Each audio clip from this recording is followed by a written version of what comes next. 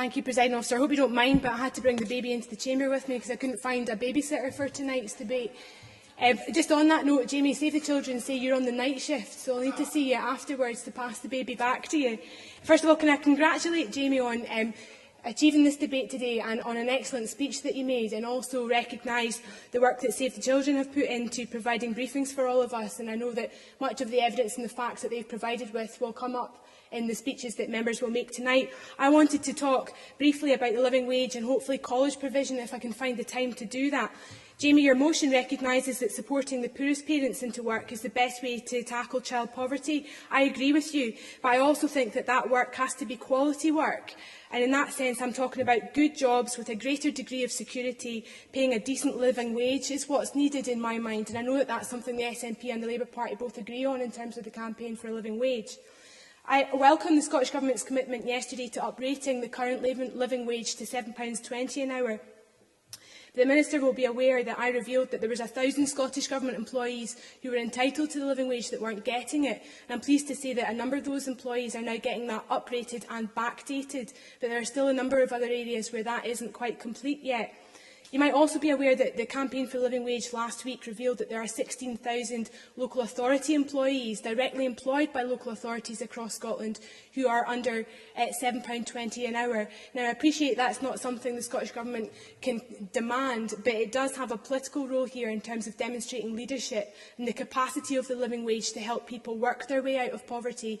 And I certainly feel that if the Scottish Government and the local authorities demanded that all their employees were paid the living wage and built that into tendering contracts, then we would drive a cultural change in the private sector which would benefit people right across Scotland, and there's a leadership role here that I would look to the Scottish Government to deliver.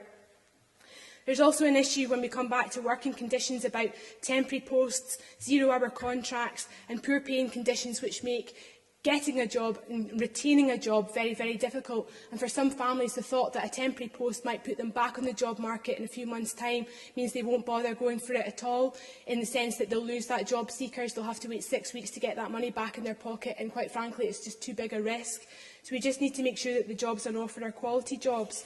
In the time that I've got left, Presiding Officer, I just want to comment on college provision. I recently visited Julian-esque in Edinburgh East, an excellent college doing some tremendous work. And I was very interested to hear what they had to say about childcare support and the allocation to FE colleges. I didn't realise until I visited that that's actually based on historical uptake.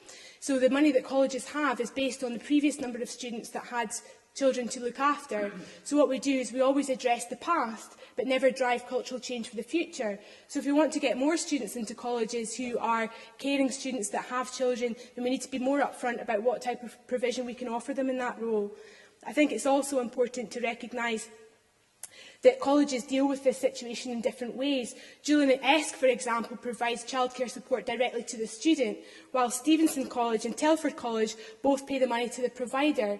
And with such inconsistency across the sector, I think, doesn't help people who are perhaps considering going to college for the first time. And it would be great if the government could think about a serious advertising campaign to attract parents back into education, recognising the power of education to lift people out of poverty as much as the power of work to improve their life chances. So, Jamie, in conclusion, congratulations on an excellent debate and an excellent speech, and I hope that much of the issues we've talked about today we can go forward on together in a united Parliament.